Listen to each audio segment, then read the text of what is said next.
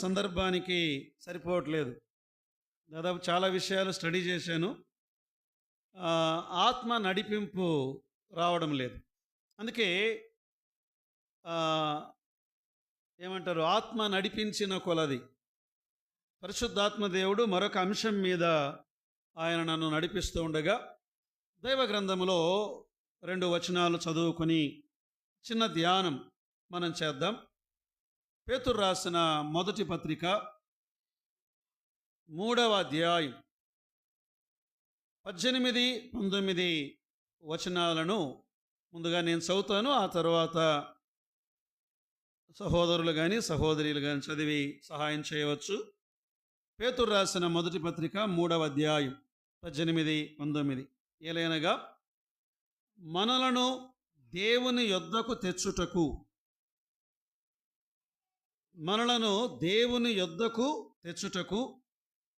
అనీతిమంతుల కొరకు నీతిమంతుడైన క్రీస్తు శరీర విషయములో చంపబడియు ఆత్మ విషయములో బ్రతికింపబడి పాపముల విషయములో ఒక్కసారి శ్రమపడెను.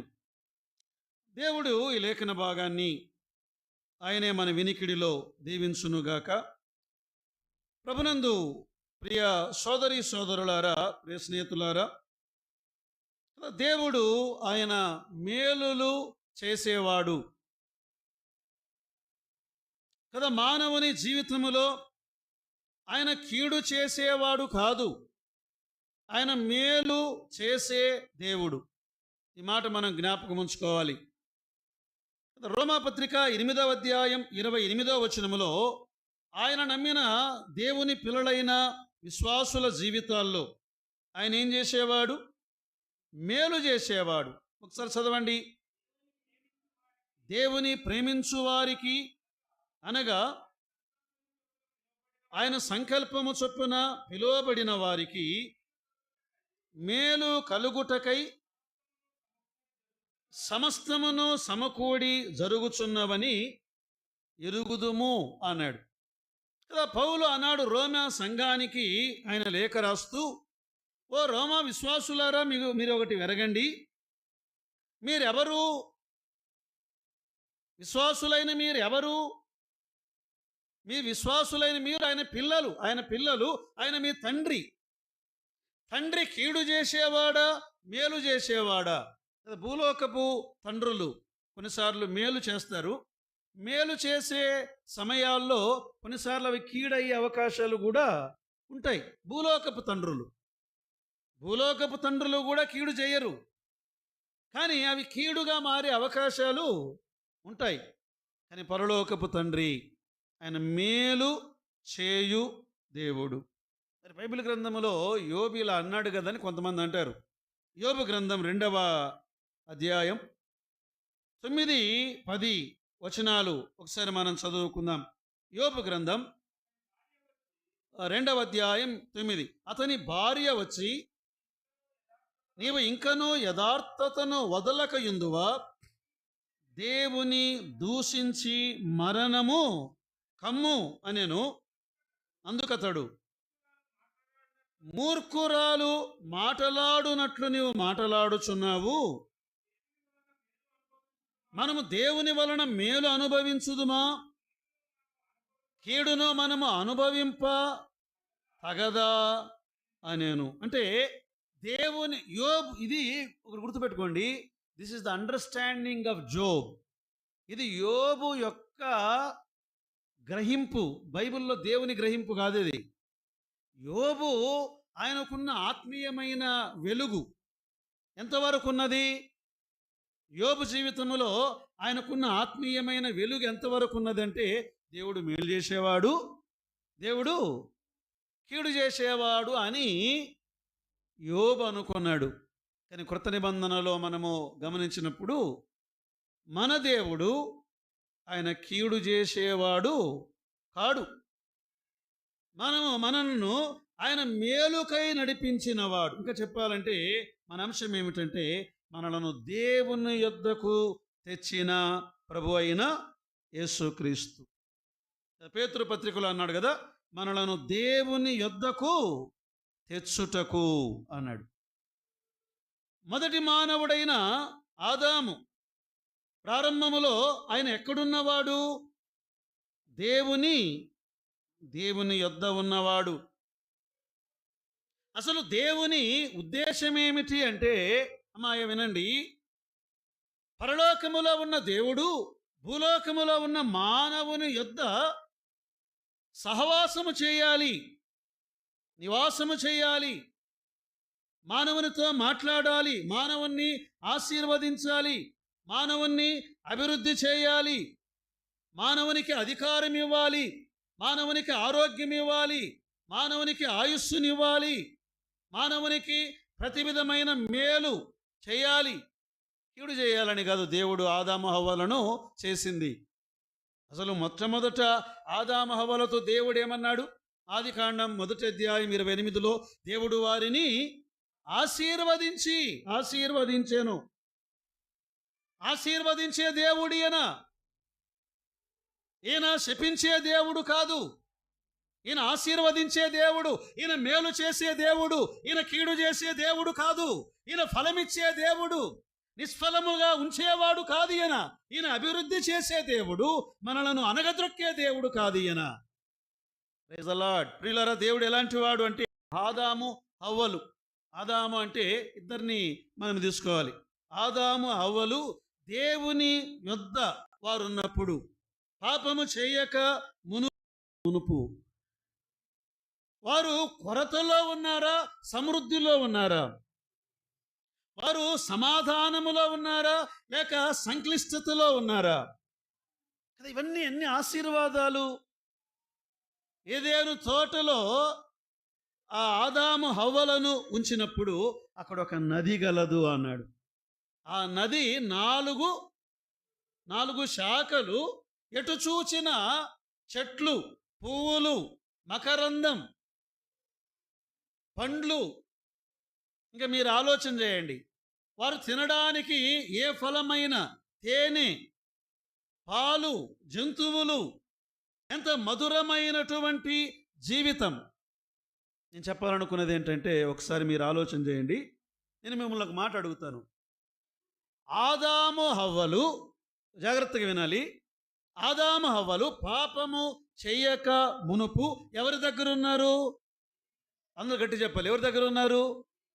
దేవుని దగ్గర ఉన్నప్పుడు వీటన్నిటిని అనుభవించారా? ఇప్పుడు చెప్పినవన్నీ అనుభవించారా లేదా? ఓకే, అలా పెట్టుదాం. ఇక ఈ మధ్యలో జరిగిందంతా పక్కన పెడదాం. ఇప్పుడు మనలను మరలా దేవుని దగ్గరకు తెచ్చాడంట. ఓకేనా? మరి ఇప్పుడు కూడా వాటిని మనం అనుభవించాలా లేదా? చాలామంది బోధకులు ఏమయ్యారంటే, అన్న అట్లా కాదన్నా, ఇక్కడ కాదన్నా, మనం అక్కడికి పోయిన తర్వాత వాటిని అనుభవిస్తాం. Wrong teaching. అక్కడికి పోయిన తర్వాత ఏమండి, మహిమా దేహాలతో ఉంటాం మనము. ఆకలి ఉంటుందా?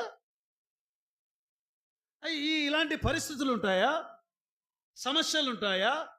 వ్యాధులు ఉంటాయా? అంటే యేసు ప్రభువును నమ్మిన మనము ఇప్పుడు దేవుని యొద్దకు రాగా, ఏదేను తోటలో పాపము చెయ్యక మునుపు ఆదాము హవ్వలు ఏ స్థితిని అనుభవించారో మనం ఇప్పుడు ఆ స్థితిని అనుభవించాలి అనేదే దేవుని సంకల్పం. ఆమేన్. అర్థమైందా మీకు?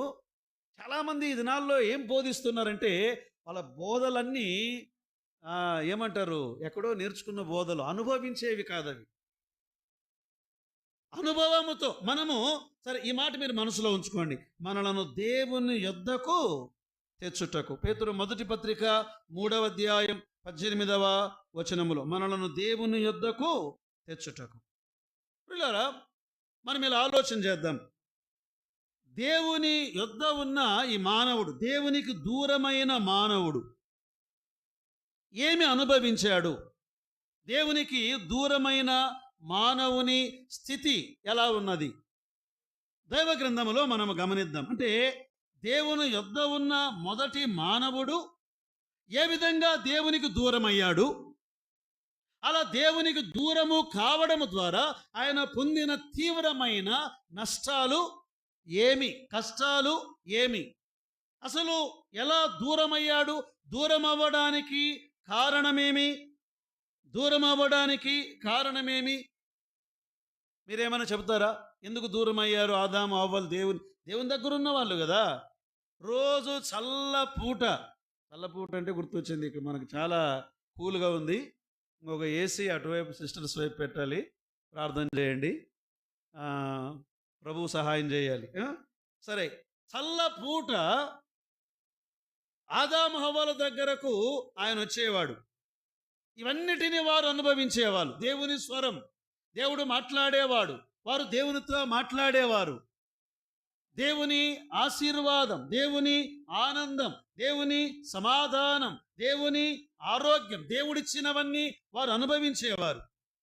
వారు దేవునికి దూరము కావడానికి కారణమేమి? దేవునికి దూరము కావడానికి కారణమేమి? సిస్టర్స్ ఏమైనా?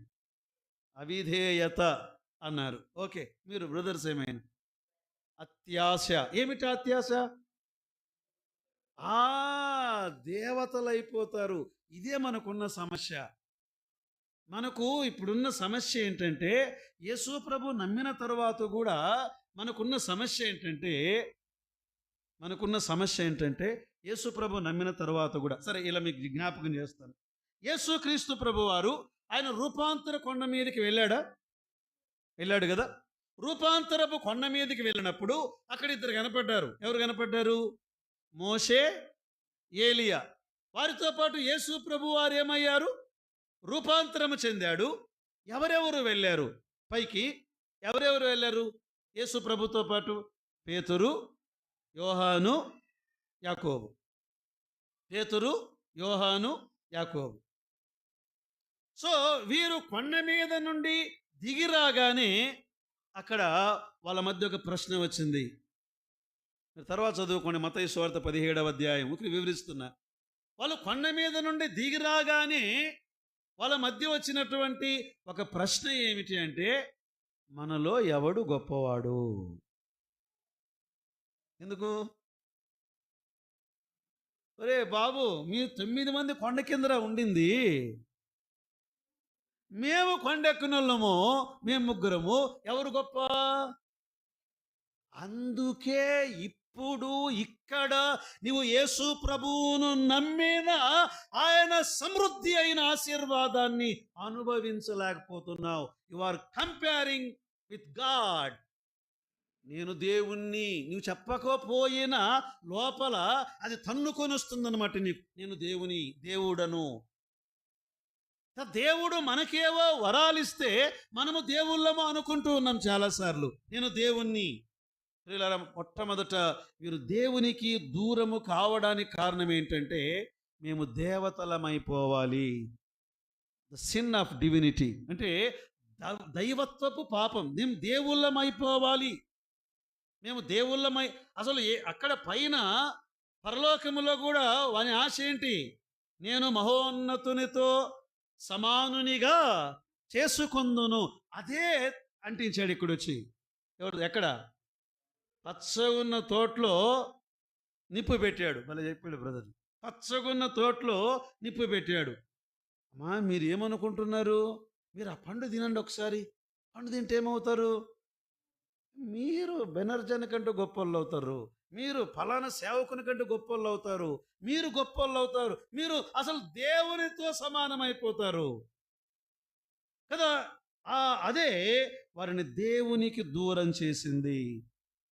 దాన్ని మీరు తర్వాత చెప్పిన పాయింట్ కూడా కరెక్టే. అవిధేయత.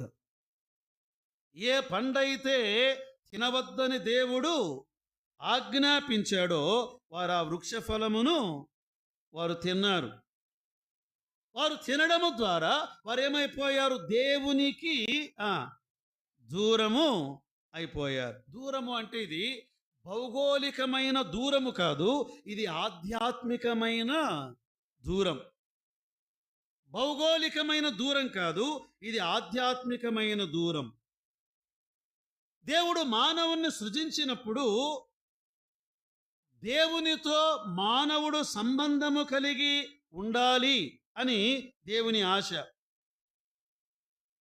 అంటే మంచి ఏది? ఎవరి దగ్గరికి వెళ్ళి అడగాలి? దేవుని దగ్గరికి వెళ్ళి అడగాలి. చెడు ఏది? దేవుని దగ్గరికి వెళ్ళి అడగాలి. కానీ వారికి వారు తీర్మానం చేయడానికి వారు ఏం చేశారండి? మంచి చెడ్డల తెలివినుచ్చు వృక్ష ఫలమును వారు తిన్నారు. దీన్ని ఏమంటామంటే సెల్ఫ్ ఎఫర్ట్. ఈనాడు కూడా సంఘాల్లో ఏమైపోయిందంటే, మిమ్మల్ని ఒక మాట అడుగుతాను, మనం ఎలా రక్షణ పొందాము? విశ్వాసము ద్వారా రక్షణ పొందామా? ఉపవాసము ద్వారా రక్షణ పొందామా? విశ్వాసము ద్వారా రక్షణ పొందామా? క్రైస్తవ ఆచారాల ద్వారా రక్షణ పొందామా? విశ్వాసము ద్వారా రక్షణ పొందామా? దాన ధర్మాల ద్వారా రక్షణ పొందామా? ఓకేనా? విశ్వాసము ద్వారా రక్షణ. ఇప్పుడు ఆత్మీయంగా ఎదగడానికి భలే చెప్పారు మీరు, విశ్వాసమే. చాలామంది ఏమంటున్నారు, మీరు ఇది చెయ్యండి అప్పుడు దేవుడు అది ఇస్తాడు, మీరు ఇది చెయ్యండి. మన క్రియల ద్వారా దేవుని ఆశీర్వాదం పొందాలనేది క్రైస్తవ మతము. అది మతానికి అతీతంగా జీవించాలి మనం, అది విశ్వాసము ద్వారా. ఏ ఆచారాలు మనం చేయడానికి వీలు లేదు. ఆచారాల ద్వారా సంపూర్ణలము కాలేము. ఏం చెప్పానంటే, నేను ఇక్కడ ఈ ఆదాము హవ్వలు వారి సొంత ప్రయత్నాలు చేశారు. అది నా పాయింట్. మీకు అర్థమైందా? వారు సొంత ప్రయత్నాలు, పండు తినడం, పండు తింటే మేము దేవతలం అవుతాం. అసలు ఇంకో సంగతి తెలుసా మీకు? పండు తినక ముందే వారు ఎలా ఉన్నారు చెప్పండి? దేవుని మాదిరి ఉన్నారు. ఆయన పోలికలో, ఆయన స్వరూపములో ఉండగా వీడొచ్చి గిల్లాడు కదా. చాలాసార్లు ఈ మానవుడు సొంత ప్రయత్నము ద్వారా చేయాలి, నేను సంపూర్ణుని కావాలి. ఎప్పుడు కూడా ఒకటే లైన్ ఉంటుందండి బైబిల్ ప్రకారం. విశ్వాసము ద్వారా రక్షణ పొందావు, విశ్వాసము ద్వారానే ఆశీర్వాదం పొందుతావు. విశ్వాసము ద్వారా రక్షణ పొందావు, విశ్వాసము ద్వారే గర్భఫలము పొందుతావు. విశ్వాసము ద్వారా ఆశీర్వాదం పొందావు, విశ్వాసము ద్వారా ఉద్యోగం పొందుతావు. విశ్వాసము ద్వారా నీవు రక్షణ పొందావు, విశ్వాసము ద్వారానే నీ జీవితంలో మేలు పొందుతావు. వేరే మార్గాన్ని ఎన్నుకోవద్దు. మీకు అర్థమైంది అనుకుంటాను. త్రూ ఫెయిత్, విశ్వాసము ద్వారాని. అప్పుడు ఏమవుతుందంటే, మనం ఒకవేళ క్రియల ద్వారా మేలు పొందాలి అనుకున్నాం అనుకోండి, మరి అప్పుడు కూడా క్రియల ద్వారా రక్షణ పొందగలం కదా. మనం క్రియల ద్వారా రక్షణ పొందగలిగి ఉంటే ఆయన భూలోకానికి వచ్చే అవసరత లేదు. ఇదేనండి, ఆదాము హవ్వల వారు దేవునికి దూరమయ్యారు. ఇంకో సంగతి కూడా ఇక్కడ, ఆదాము హవ్వలు దేవునికి దూరమైన వెంటనే దేవుడు వారిని వెతుకుతూ వచ్చి ఏమన్నాడు? ఆదామా నీవెక్కడా అంటే, ఇప్పుడు దూరమైంది మానవుని వైపు నుండే దేవుని వైపు నుండే? మానవుని వైపు నుండి. మానవుడు తనకు తానుగా దేవునికి దూరమైపోయాడు. సరే, నేను అక్కడే అలా దూరము కావడము ద్వారా జరిగిన నష్టములు ఏమిటి? దూరం ఎలా అయ్యాడో విన్నాం కదా. ఇలా దూరము కావడము ద్వారా జరిగిన నష్టములు ఏమిటి? ఏమేమి నష్టాలను అనుభవించాడు? ఆదికాండం 2:17. అయితే మంచి చెడ్డల తెలివినిచ్చు వృక్ష ఫలమును తినకూడదు, నీవు వాటిని తినుదినమున నిశ్చయముగా చచ్చెదవు. అంటే దేవునితో మానవుడు ఏమైపోయాడు? దూరమైపోయాడు. మరణము అనగా ఎడబాటు అని గుర్తుపెట్టుకోండి. మరణం అనగా ఎడబాటు. ఇక్కడ మానవుడు దేవుని నుండి దూరమయ్యాడు, ఎడబాటు, అదే మరణం. రెండవది, మానవుడు మానవుని నుండి దూరమయ్యాడు. మానవుని నుండి దూరమయ్యాడు. సరే, ఇది ఒకసారి ఏదైనా తోటలో ఉన్నప్పుడు ఆదాము హవ్వలు ఎలా ఉండేవాళ్ళండి? ఎంత బాగుండేవాళ్ళు. అసలు అన్యోన్యం అనే పదము మనకు తెలిసింది అంతే. దానికి మించిన ఆనందం, దానికి మించిన ఐక్యత, దానికి మించిన ఆ గొప్ప దీవెన. అసలు ఎంత చక్కగా ఉన్నారు వారిద్దరూ. ఎప్పుడైతే పండు తిన్నారో దేవుడు అడిగాడు, ఆదామా పండెందుకు తిన్నావు? నీవిచ్చిన ఈమె అని అక్కడి నుండి ఆమె మీద నేరం మోపాడు. ఏమ్మా ఎందుకు నీవు తిన్నావు? ఆమె అక్కడి నుండి సర్పం మీద నేరం. ఇప్పుడు కూడా మనం ప్రభువు నమ్మాము, విశ్వసించాము, ఆయన బిడ్డలమయ్యాము. ఒకరి మీద ఒకరము నేరములు మోపుకుంటూ ఉన్నాము అంటే మనం ఆ ఏదేను తోట యొక్క అనుభవాన్ని ఇప్పుడు మనం అనుభవించుట లేదు. మనం ఆ అనుభవములోనికి రావాలి అని దేవుని కోరిక. ఏదేను తోటలో ఆ భార్యాభర్తలు ఎంత అన్యోన్యంగా ఉన్నారో, ఎంత ఆనందంగా ఉన్నారో, ఎంత ఆశీర్వాదకరంగా ఉన్నారో, యేసు ప్రభువును నమ్మిన నీవు అలా ఉండాలి. ఇక్కడ ఇప్పుడు, అక్కడ కాదు, అక్కడ సంగతులు మాట్లాడకూడదు మనము. అక్కడ ఏమీ లేదు, మహిమాదేహాలు, ఆరాధన. ఇక్కడ అనుభవించాలి. ఎంత మనము నష్టపోతున్నాం ఒకసారి ఆలోచన చేయండి. ఎన్ని సంఘాలు, ఎంతమంది బోధకులు, పిహెచ్డీలు, డిగ్రీలు, ఎంటీహెచ్లు ఏవేవో తగిలించుకున్నారు. ఈ బోధ సంఘాలకు కరువు అయిపోయింది. Do this, do this, do this, do this అని ఎన్నో కార్యక్రమాలతో సంఘాలు నింపుతున్నారు. విశ్వాసులకు ఆ ఏదేను తోట అనుభవాన్ని మనం ఇక్కడే అనుభవిస్తాము అనే ఒక నిశ్చయతలోనికి వారిని తీసుకుని రావాలి. ఏమైపోయారండి? ఆధ్యాత్మిక మరణం. దేవునికి దూరం అయిపోయారు. మానవునికి మానవుడు దూరం అయిపోయాడు. అసలు మనసుకు దూరం అయిపోయింది. భయం అంటే గుర్తొచ్చింది. రాత్రులు మేము చాలా లేట్ అయింది, నా బండి బయట పెట్టాను. సామాన్యంగా పెట్టను నేను. డోని కూడా బుల్లెట్ బయట పెట్టాడు. రాత్రి 12:45 1 గంటకి ఏదో టప్టపాని శబ్దం వచ్చింది. ఏం బండ్లు ఎవరు ఎత్తుకుపోతున్నారో అని డౌట్ వచ్చి లైట్ వేసి చూస్తే 2 బండ్లు బయటే ఉన్నాయి. మేము పెట్టుకోలే లోపల. కష్టపడి నేను హీరో హోండా లోపల పెట్టాను. బుల్లెట్ దొబ్బడానికి మనిషి ఏం చేస్తున్నాను, బయటకు వచ్చింది. ఎందుకు? భయం. ఏమవుతుందో, ఎవరు ఎత్తుకుపోతారో. అసలు ఆ దేవుడు రాగానే చెట్ల చాటున ఆదాము భయపడి దాగుకొనేను. భయం. దేవుడు నిర్భయంగా ఉందండి అంటే మానవుని జీవితంలో ఏం కలిగిందండి? భయం. అసలు ఆదాముతో హవ్వ అన్నారు ఎక్కడ? దగ్గరగా ఉన్నప్పుడు, ఆదామా చెమట కార్చొద్దు, తిను. మళ్ళీ చెప్పండి, తిను. ఏ పండు కావాలి? తిను. ఇదిగో ఎన్ని, ఆ తోటంతా మీరే మహారాజులు, తినండి. దాన్ని వదిలిపెట్టి చెమట కార్చే జీవితంలోనికి వచ్చాడు. శ్రమ, శాపం. ఆఖరికి ఆ ఏదేను తోటలో నుండి ఏమైపోయాడు? బయటికి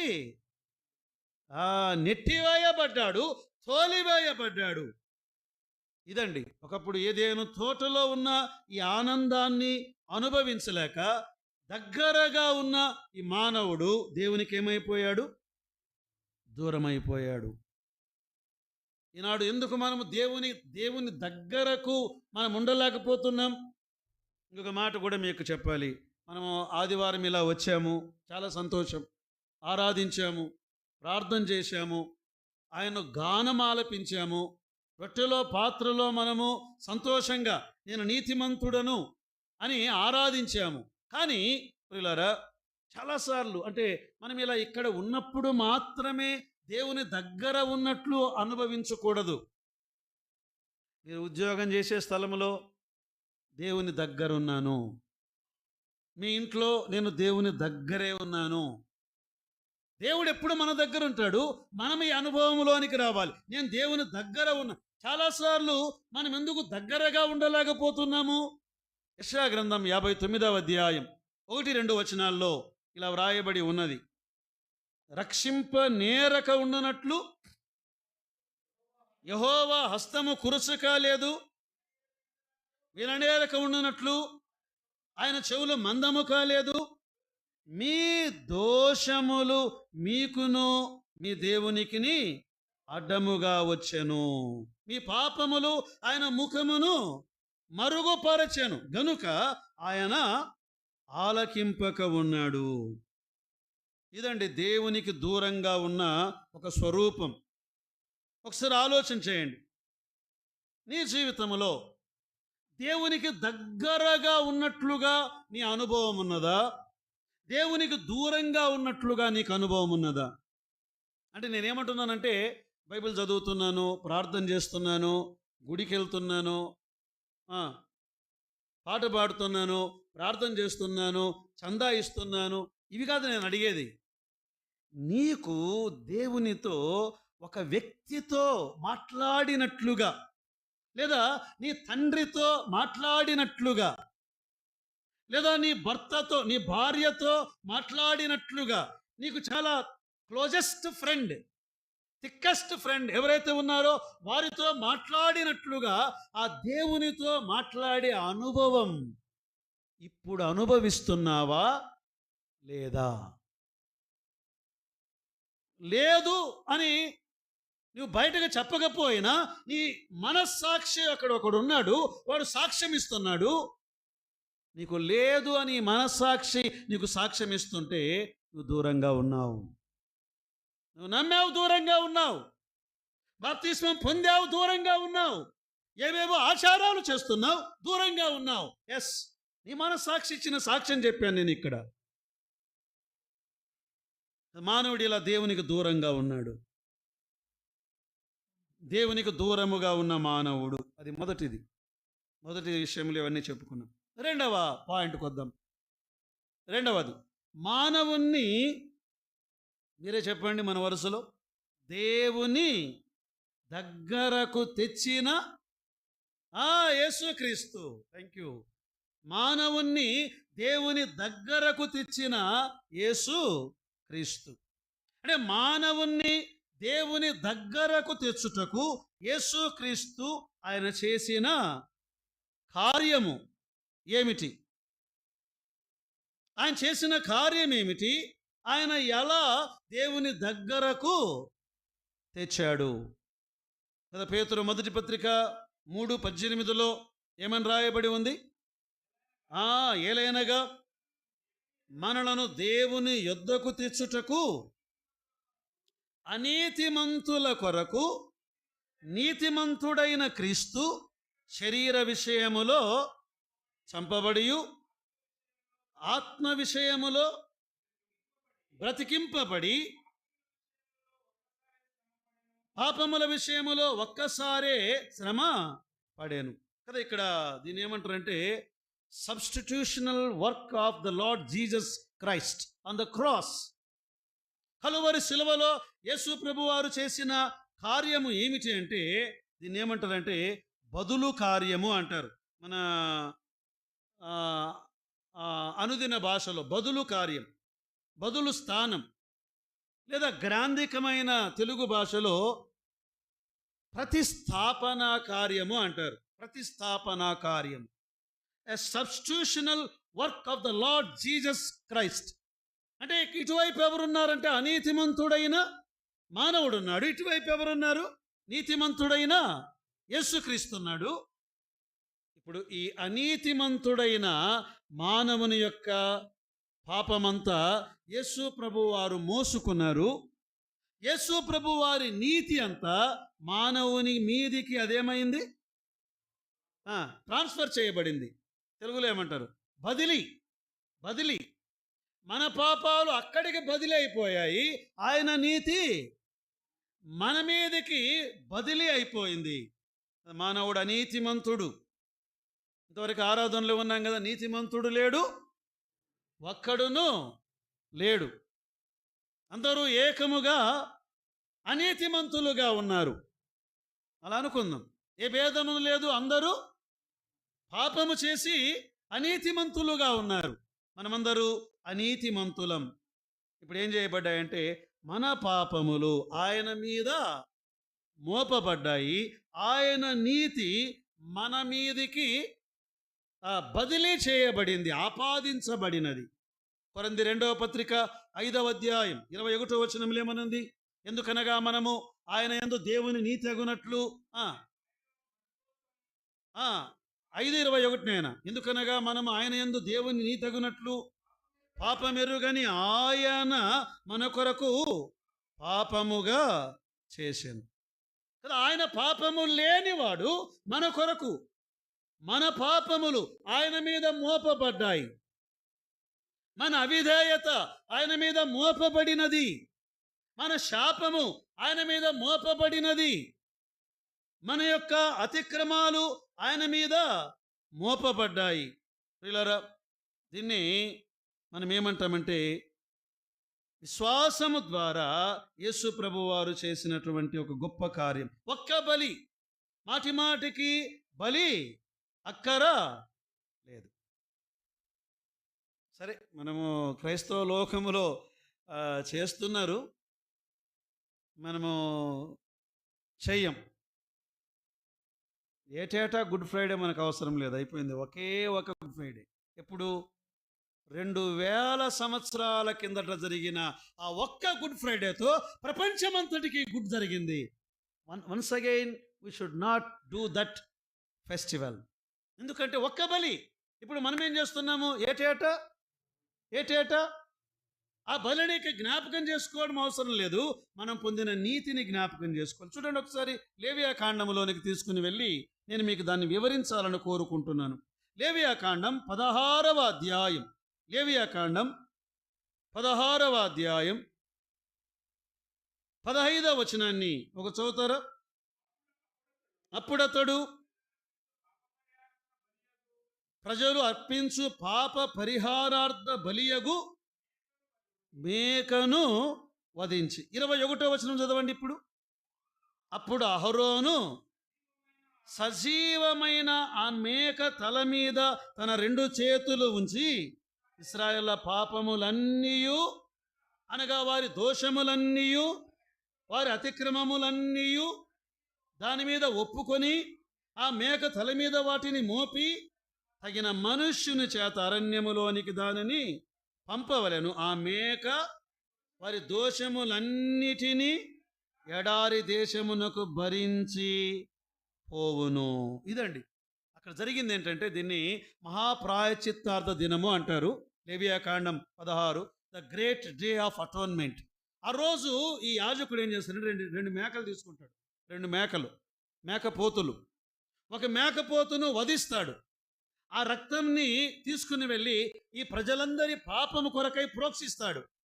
ఇంకొక మేక తల మీద ఇశ్రాయేలు పాపములన్నీ ఒప్పుకొని, దేవా ఇశ్రాయేలు పాపం చేశారు, వాళ్ళ పాపములన్నిటినీ ఈ మేక మీద మోపుతున్నాము. ఇక ఈ మేక వాటిని మోసుకొని దూర దేశమునకు అది వెళ్ళింది. అంటే ఇప్పుడు ఇశ్రాయేలు పాపాలు ఆ సంవత్సరం ఉన్నాయా లేదా? ఆ సంవత్సరం అయిపోయాయి. మళ్ళీ వచ్చే సంవత్సరానికి మళ్ళా సేమ్ అదే ఆచారమే. ఏటేటా ఇదే తంతే. ఏ తంతు? మళ్ళీ 2 మేకలు తీసుకోవాలా, మళ్ళీ ఒకటి వధించాలా, మళ్ళీ దాని మీద చేతులు పెట్టాలా, మళ్ళా పంపించాలి, మళ్ళా next year. What we are doing now in our churches. Is it right? Is it wrong? మీకు ఆలోచన చేయండి. ఒక్క బలి అసలు ఎంత దూరం అంటే ఆ మేక అరణ్యానికి మోసుకొని వెళ్ళిపోయింది. యేసుక్రీస్తు ప్రభువారు దేవునికి మనం ఎంత దూరంగా వెళ్ళిపోయామో, దూరం అయిపోయాం కదా, ఆ దూరముకు మించిన దూరము వరకు మన పాపాలను తీసుకెళ్ళి ఇక ఈ పాపాలు మరలా జ్ఞాపకమునకు రావు. చూడండి 103వ కీర్తన 12వ వచనంలో ఏమన్నాడు? చాలాసార్లు విన్నా, పడమటికి ఎంత దూరమో, పడమటికి తూర్పు ఎంత దూరమో. ఆగండి, ఎవరైనా సైన్స్ విద్యార్థులు ఎంత దూరం చెప్తారా? మ్యాథమెటిక్స్ విద్యార్థులు ఎవరైనా చెప్తారా? పడమటికి తూర్పు ఎంత దూరం? ఇన్ఫినిట్ అన్నాడు బ్రదర్. అంటే మన అతిక్రమములను అంత దూరపరిచి ఉన్నాడు. ఇప్పుడు చెప్పండి, మన పాపములు మన మీద ఉన్నాయా లేవా? ఏం కంఠంతో చెప్పారండి, ఒక ఏకకంఠముతో. ఉన్నాయా లేవా? Yes, that is Christian life. అది క్రైస్తవ జీవితం అంటే. మనం దేవుని మందిరానికి ఎలా వెళ్ళాలంటే, నేను ఇక పాపిని కాదు పరిశుద్ధుడను అని వెళ్ళాలి. అది నేను ఇక అనీతిమంతుడను కాదు, నేను నీతిమంతుడను. ఇంకో మాట మీకు చెప్తాను. ఏదేను తోటల్లో దూరం అయిపోయిన మానవుడు అన్ని పోగొట్టుకున్నాడే, అలా పోగొట్టుకున్న వ్యక్తిని కాదు, వాటన్నిటిని నేను గట్టిగా, వాటన్నిటిని నేను పొందిన వ్యక్తిని అని ఎప్పుడైతే నీవు చెప్పుకుంటావో, ఎస్, నీ ఆరోగ్యం రెస్టోర్ అవుతుంది. నీ ఆరోగ్యం రెస్టోర్ అవుతుంది, నీ ఆశీర్వాదం రెస్టోర్ అవుతుంది. మనం చాలాసార్లు ఏం చేస్తామంటే, పొందిన నీ ఆరోగ్యం రెస్టోర్ అవుతుంది, నీ ఆశీర్వాదం రెస్టోర్ అవుతుంది. నీవు పొందే దీవెనను తిరిగి దేవుడు దాన్ని పునఃస్థాపిస్తాడు. ఎందుకంటే మనల్ని ఆయన దగ్గరకు తెచ్చాడు, దేవుని దగ్గరకు. ఎఫెసీ పత్రిక 2:13 ఏమన్నాడు? మునుపు దూరస్తులైన మీరు, 2:13, ఆయనను మునుపు దూరస్తులైన మీరు ఇప్పుడు క్రీస్తు యేసు నందు, క్రీస్తు రక్తము వలన ఎంత సమీపం, ఎంత సమీపం. సరే, ఇలా చెప్పుకుందాం. యేసు ప్రభువుకి ఎంతమంది శిష్యులు? 12 మంది. ప్రాథమికంగా 70 మంది ఉన్నారు, అది వేరు. 12 మంది. 12 మందిలో 9 మంది ఎంత దగ్గర ఉన్నారు? 9 మంది కొంచెం దగ్గరలో ఉన్నారు. 3 ఇంకెంత దగ్గరలో ఉన్నారు? ఇంకా బాగా దగ్గరలో ఉన్నారు. అందులో ఒకరు ఇంకా ఎంత దగ్గర ఉన్నారు? రొమ్మును ఆనుకొని ఉన్నారు. మనం కూడా అంతే, మనం కూడా శిష్యులమే, బిడ్డలమే. కొంతమంది కొంచెం దూరంగా ఉంటారు దేవునికి. ఆశీర్వాదం కూడా నీకు దూరంగానే ఉంటుంది. ఎస్, నేను చెప్పింది ఇది నువ్వు నమ్మి తీరాల్సిందే. నీవు ఎంతకాలము దేవునికి దూరంగా ఉన్నంత వరకు నీ ఆశీర్వాదము నీకు అంత దూరంగా ఉంటుంది. పేతురు, యాకోబు, యోహాను ఇంకొంచెం దగ్గరకు వచ్చారు.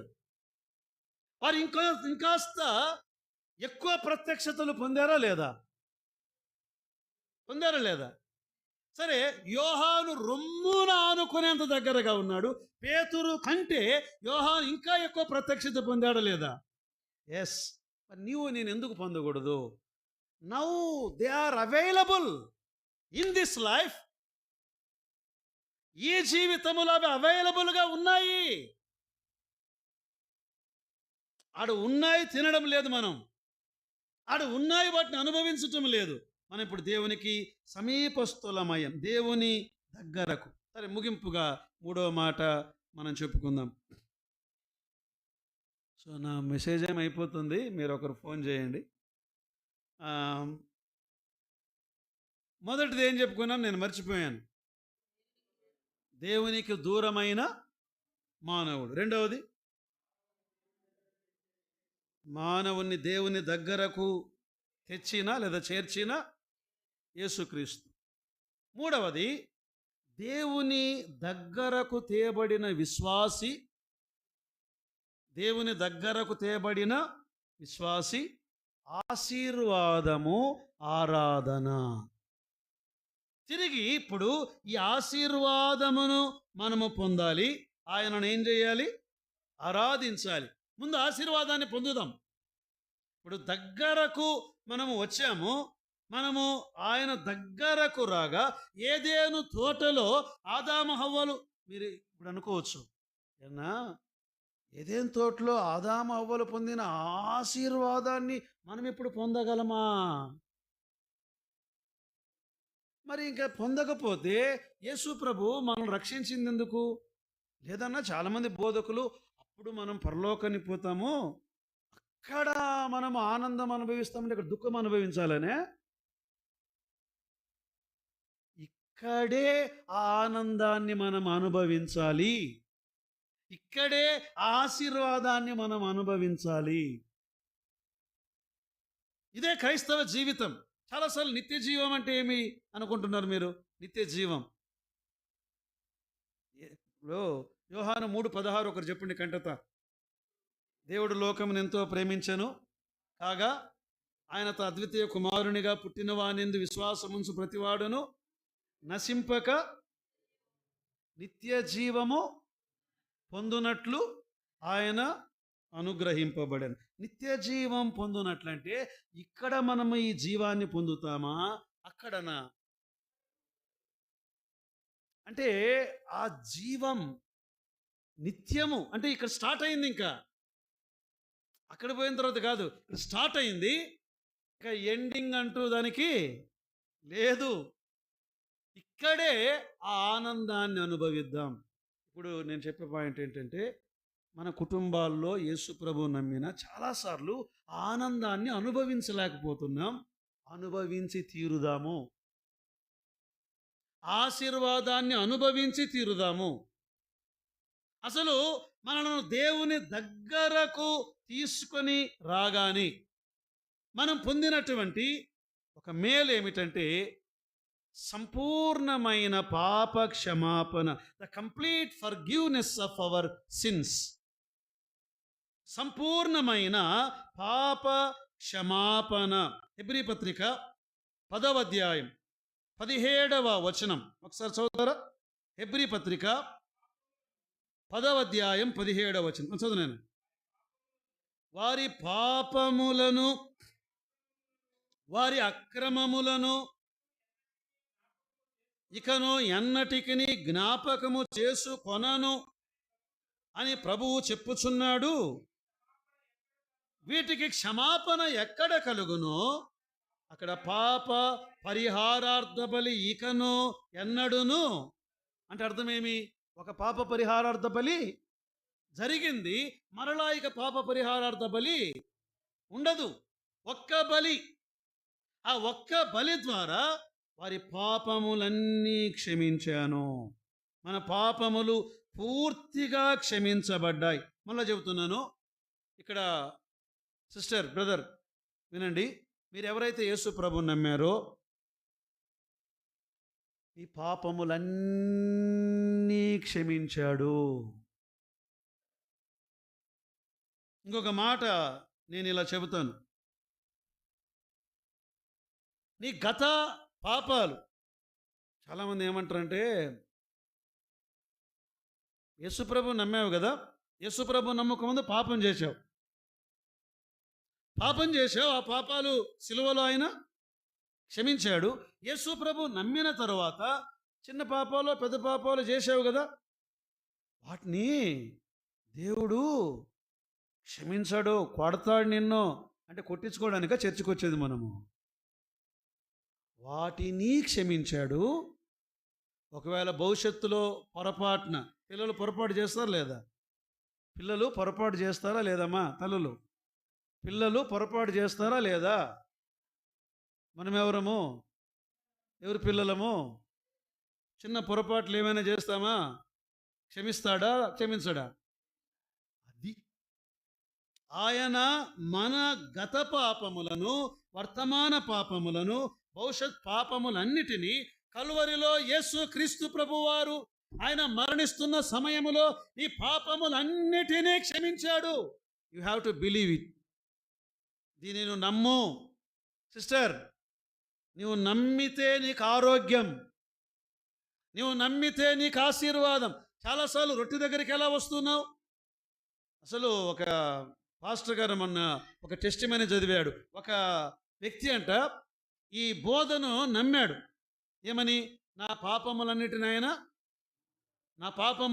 క్షమించాడు, నా పాపములన్నిటినీ క్షమించాడని మాటి మాటికి వాటిని వల్లెవేస్తూ దేవుని స్తుతిస్తూ ఉండగా ఆయనలో ఉన్న ట్యూమర్ కరిగిపోయిందంట.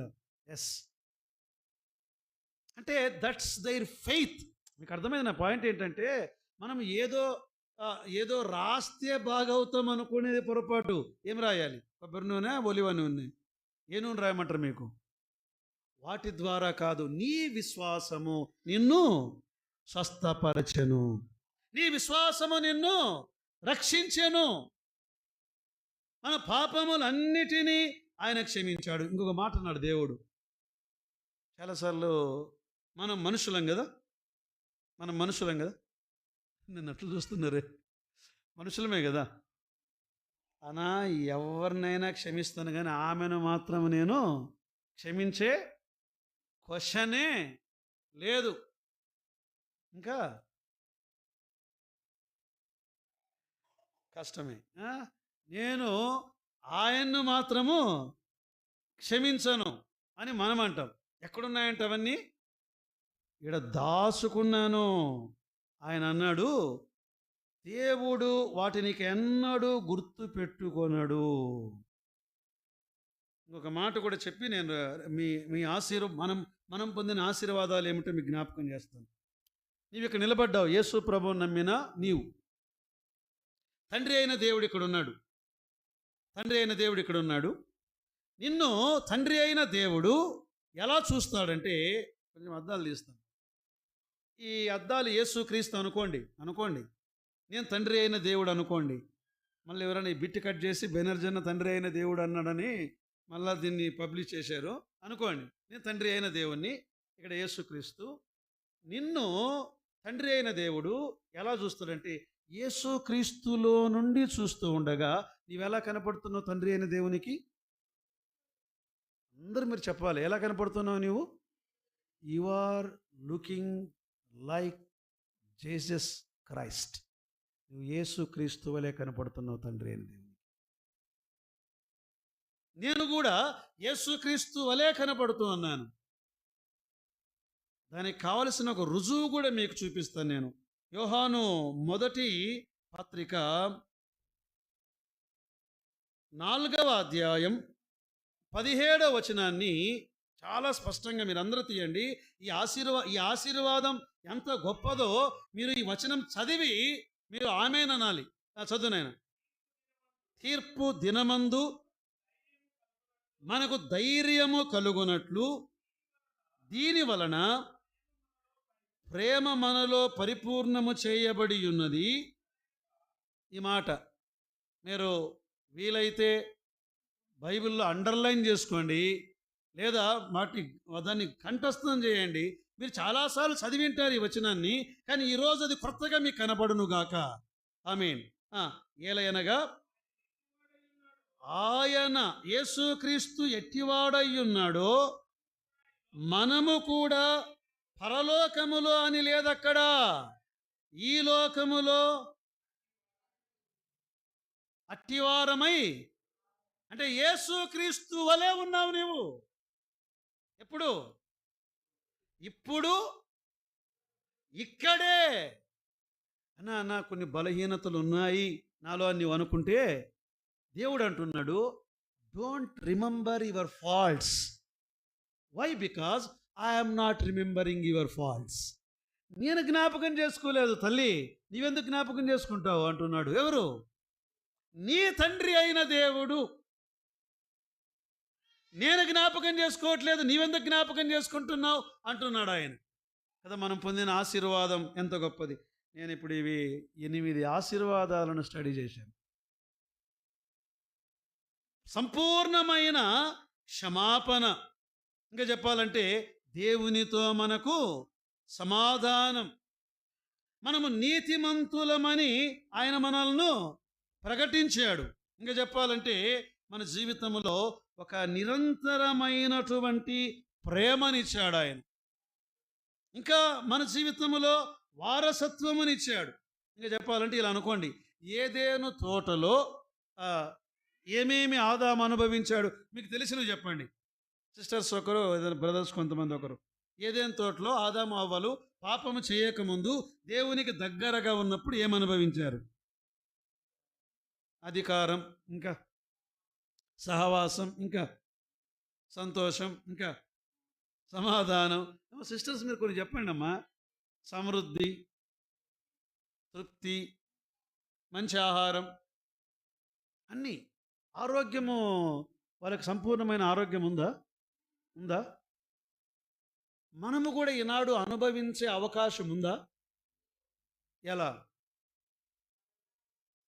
కొరింథీయులకు రాసిన మొదటి పత్రిక 11వ అధ్యాయం. మీరు చాలాసార్లు దీన్ని నెగిటివ్గానే ఉంది, ఇక్కడ నెగిటివ్గానే చదివింటారు, నెగిటివ్గానే ప్రసంగాలు వినింటారు. ఇప్పుడు పాజిటివ్గా మనము ఆలోచన చేద్దాం. కొరింథీయులకు రాసిన మొదటి పత్రిక 11వ అధ్యాయం 27వ వచనం చదువుతారా? కాబట్టి ఎవడు అయోగ్యముగా ప్రభు యొక్క రొట్టెను తినునో లేక ఆయన పాత్రలోని త్రాగును, వాడు ప్రభు యొక్క శరీరమును గూర్చియు రక్తమును గూర్చియు అపరాధి అగును. ఆ తర్వాత చదువులేను.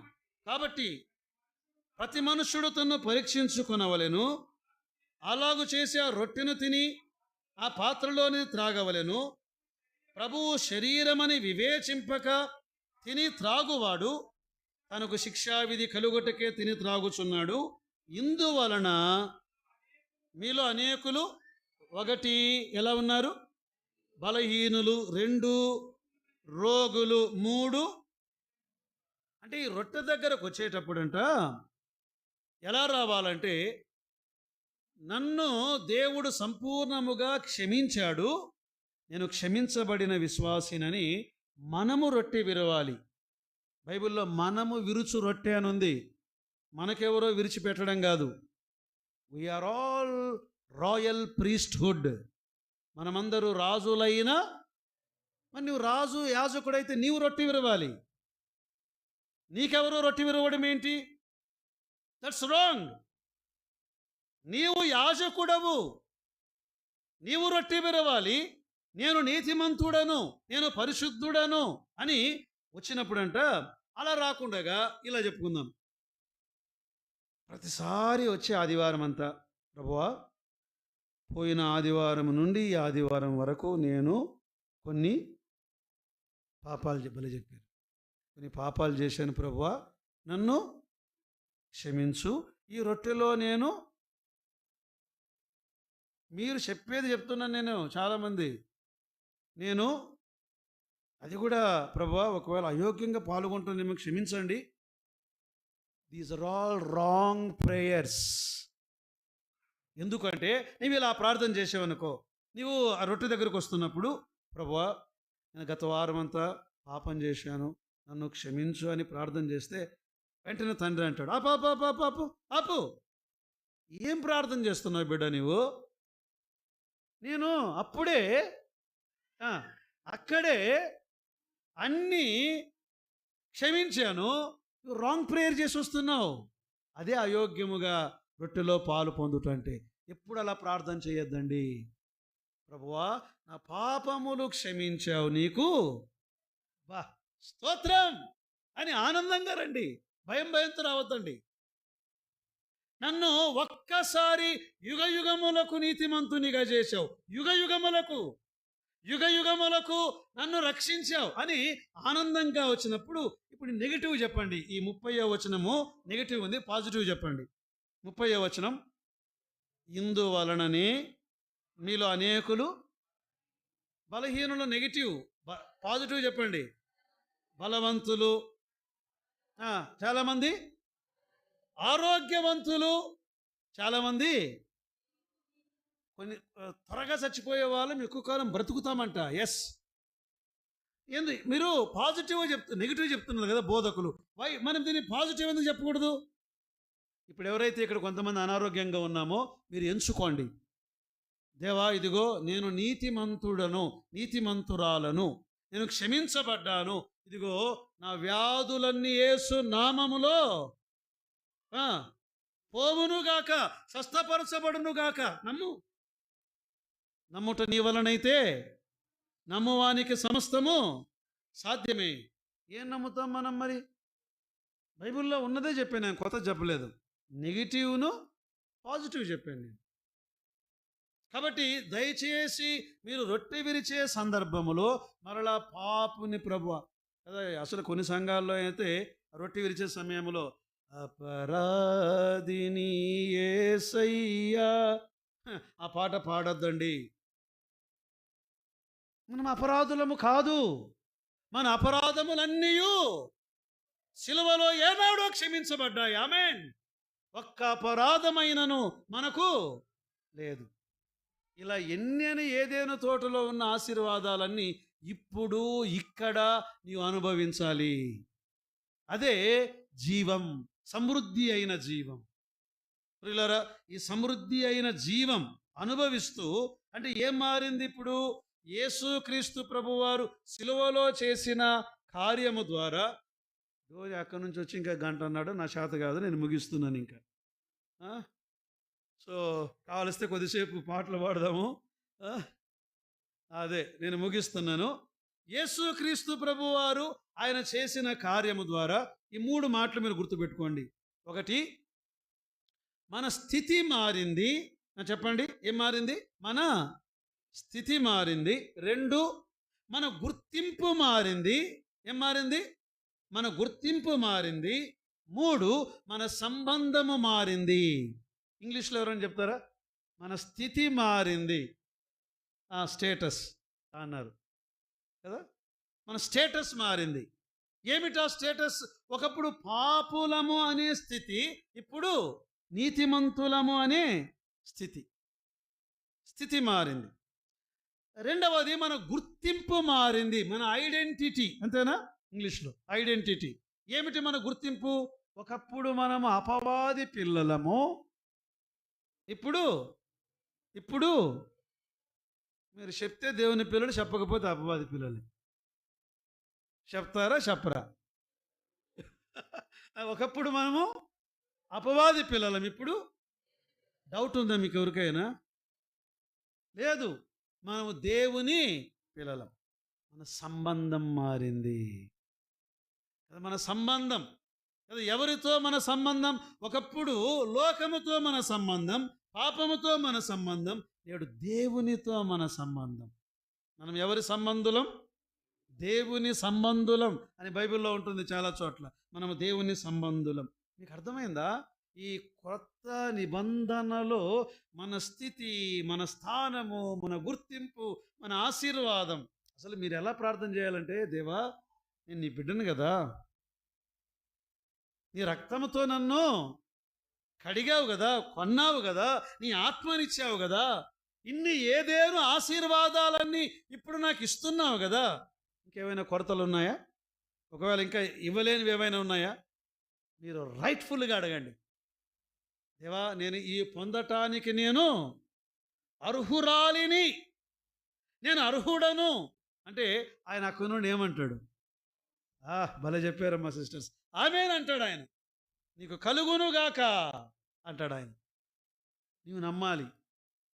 సో ఇలాంటి అనుభవము కలిగిన మనము ఆయన్ను ఆరాధించాలి. సరే, ఇక్కడ కొన్ని మాటలు నేను మీకు జ్ఞాపకం చేస్తాను.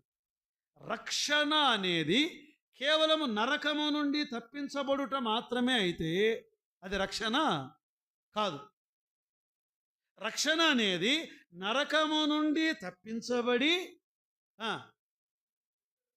తర్వాత డాష్ దేవుని దగ్గరకు తీసుకొని వచ్చుట, అది రక్షణ మాత్రమే కాదు. క్షమాపణ అనేది కేవలము పాపములు క్షమించబడుట మాత్రమే కాదు, దేవుని సన్నిధిలోనికి నిర్భయముగా ప్రవేశించుట. అంటే మీరు ఎన్నడూ కూడా, అంటే మీరు పౌలు పత్రికలన్నీ చదవండి, ఎక్కడ కూడా పౌలు మీ పాపాన్ని మళ్ళీ ఒప్పుకోండి, మళ్ళీ ఒప్పుకోండి, మళ్ళీ ఒప్పుకోండి, మళ్ళీ ఒప్పుకోండి అని చెప్పలేదు ఆయన. అయిపోయాయి. మీరు ఎన్నడూ కూడా నిర్భయముగా రావాలి. ఇంకొకటి, దత్తత తీసుకున్నాడు దేవుడు మనల్ని. ఇప్పుడు ఫర్ ఎగ్జాంపుల్ నేనే పెద్ద సావుకారిని అనుకోండి, జమీందార్ని అనుకోండి, ఏం లేవులేండి మనకు, జమీందార్ని అనుకోండి. నేనేం చేశానంటే అక్కడెక్కడో ఒక పిల్లోని మీద జాలి పుట్టింది. ఆ పిల్లోని దత్తత తీసుకొని ఇంటికి తీసుకొని వచ్చాను. ఇంట్లోనికి తెచ్చాను. వాడెక్కడో రోడ్డు మీద ఉన్నాడు కదా, మాట్లాడడం లేదు, నేను వాడిని పలకరించడం లేదు. ఏం లాభం? అది కాదు దత్తత అంటే. దత్తత అంటే మన కుటుంబములోనికి చేర్చుకొని ఈ తండ్రి కౌగిలిలోనికి రావడం దత్తత. మనము ఇంత ధన్యులముగా చేయబడ్డాం ప్రియులరా, ఇంత ధన్యులముగా మనం చేయబడ్డాం. కనుక మన ప్రభువును మనం ఎలా ఆరాధించాలి? మీరే చెప్పండి, ఎలా ఆరాధించాలి? ఆత్మ సంతోషముతో అన్నారు. ఒకటి సంతోషముతో. కాబట్టి ఎవ్వరూ కూడా కదా, ఈనాడు కొంతమంది బోధకులు ఏం చేస్తున్నారంటే, అమ్మో దేవుడు నిన్ను కరుణించాడు అని ఏడుస్తుంటే అక్కడ బుడబడబడని ఏడుస్తుంటారు కొంతమంది. ఏడ్చే ప్రసంగాలొద్దు, ఏడ్చే సభ్యులు కాదు మనం ఏంటి? సంతోషము. మళ్ళీ ఇంట్లో ఏడ్చాము, మందిరంలోకి వచ్చి ఏడ్చి మళ్ళీ అప్పుడు ఒక ట్రాజడీ మ్యూజిక్ పెడుతుంటాడని ఇక్కడ పక్కన క్యాష్ ఆయన పెడుతుంటే ఈయనక ఏడ్చి చెబుతుంటే కొంతమంది కన్నీళ్లు గారుస్తుంటే వీడియోగ్రాఫర్ ఆ కన్నీళ్లు తీస్తుంటాడు. అలాంటి సంఘముగా మన సంఘం ఉండకుండా ఉండునుగాక. మరి ఎలాంటి సంఘంగా ఉండాలి? సంతోషం, సంతోషంగా పాడాలి, సంతోషంగా రావాలి, సంతోషంగా రొట్టె విరవాలి, సంతోషంగా స్తుతించాలి, సంతోషంగా ఇంటికి వెళ్ళాలి, మన జీవితంలో సంతోషాన్ని అనుభవించాలి. మీకు అర్థమైందా? అంటే నన్ను పుల్దాయి మధ్యన అంటుంది, నాకు అర్థమైందని చాలాసార్లు అంటున్నావు అని. నా భయం ఏంటంటే కొంతమంది ఇట్లా చూస్తున్నారు నన్ను, అన్నేం కొత్తగా చెప్తున్నాడా అని. అంటే నాకు అప్పుడు డౌట్ ఏమొస్తుందంటే, నేను చెప్పేది మీకు అర్థం కాలేదా, లేకపోతే ఏం తప్పు చెప్తున్నాను నాకు డౌట్ వస్తుంది. సంతోషమా దుఃఖమా? రైట్, సంతోషంగా మనము ఆరాధన చేద్దాం. జస్ట్ ఒక ఎగ్జాంపుల్ చెప్పి నేను ముగిస్తాను. దావీదు ఆ మందసాన్ని యెరూషలేములోనికి తెస్తున్నాడు. దావీదు ఎవరు? అప్పటికి రాజు. ఆ మందసం ముందు ఎవరెవరు ఉన్నారు? సైనికులు ఉన్నారు, ప్రజలు ఉన్నారు. ఈ నుండి రాజును కదా, కొంచెం డిగ్నిఫైడ్గా ఉండాలి, ఉందాగా నడవాలనుకోలే. అంతా మైమరిచిపోయి మన దయచేసి సంఘం అంతా డ్యాన్స్ చేయని అంటున్నాడు బెనర్జీ అనుకున్నారు. అంటే ఆయనకి పరవశమైపోయి, ఆత్మవశమైపోయి, ఏఫోదును ధరించి తాను దేవుని ముందు ఉన్నానని ఆ దేవుని ముందు ఏం చేశాడు? ఆయన నాట్యం ఆడాడు, అంతా మరిచిపోయాడు. అదండి ఆరాధన అంటే. నా పదాలు ఎవరో వినాలి అని నువ్వు ఆరాధన చేసావనుకో, ఇంటూ నా పాటను ఎవరో వినాలి అని పాడావనుకో, ఇంటూ నా ప్రసంగాన్ని మీరందరూ విని భలే భలే అనాలని నేను చేసేదనుకో, ఇంటూ నా ప్రభువు నేను, నా గానం నా ప్రభువు, నా ఆరాధన నా ప్రభువు, నా స్తోత్రములు నా ప్రభువు ఎదుట నేను, నా ఎదుట నా ప్రభువు అనే ఈ అనుభవములోనికి మనము వచ్చుదము గాక. మీ కుటుంబంలో ఏమేమి ఉన్నాయో అవన్నీ కూడా తొలగిపోయి ఏ దేవుని ఆశీర్వాదం మనమందరము చెప్పండి పొందాం తప్పకుండా. నిన్న ఒక బ్రదర్ అన్నాడు, అన్న మీకు జ్వరం అంటే, నాకు జ్వరం రాక కరోనా ముందు 10 ఏళ్ళు నాకు జ్వరం రాలేదు, కరోనా తర్వాత ఇప్పుడు జ్వరం రాలేదు. మనము ఎక్స్పీరియన్స్ చేయాలి. మనలో ఎవరున్నారండి? పరిశుద్ధాత్మతో నీవు ఎక్స్పీరియన్స్ చెయ్యి, ఆయనతో మాట్లాడు, ఆయన అనుభవించు, ఆయన సన్నిధిలో పాడు. ఇది ఒక ఏమంటారు, అతీతమైన అనుభవములోనికి మనము ఇక్కడే వెళ్ళిపోదముగాక. నేను అంటాను, యోహాను పరలోకములో పరవశుడయ్యాడా, పద్మాసు ద్వీపములో పరవశుడయ్యాడా? మరి మనమెందుకు ఇక్కడ పరవశం కాకూడదు? అంటే యోహాను వేరు, మనం వేరా? యోహాను పొందిన ఆత్మ వేరు, మనం పొందిన ఆత్మ వేరా? ఏమండి మళ్ళా నన్ను చూస్తున్నారు మీరు సీరియస్గా? మరి ఒకటే అన్నప్పుడు మనమెందుకు పరవశం కాలేకపోతున్నాము? మనమెందుకు ఆత్మవశం ఆవేశవశం అయిపోతామే? ఆత్మవశం ఎందుకు కాలేకపోతున్నాము? ఆనందవశం ఎందుకు కాలేకపోతున్నాము? ఆశీర్వాద వశం ఎందుకు కాలేకపోతున్నాము? అలా పొందుదాము గాక. తలలో ఉంచండి, ప్రార్థన చేద్దాం. ఈ ప్రార్థన అయిన తర్వాత మరి డోని రవిన ముందుకు వస్తారు. సంఘములో ఇద్దరు సహోదరులు ప్రభువును స్తుతిస్తారు. ప్రార్థన. కృపగల మా దేవా, కరుణా సంపన్నుడా, మీ నామానికి స్తోత్రం చెల్లిస్తూ ఉన్నాం. ఇదిగో తండ్రి, మరి ప్రత్యేకించి ఈ యొక్క సమయంలో మాకు దీవెనలిచ్చే దేవుడవని, మాకు మేలు చేసే దేవుడవని, ఇదిగో తండ్రి, మా బిడ్డల కుటుంబములో మీరు మేలు చేశారు. మాత్రమే కాదు, మా స్థానిక సంఘములో ప్రతి కుటుంబములో మీరు మేలు చేయబోతున్నారు అని మేము నమ్ముతున్నాం.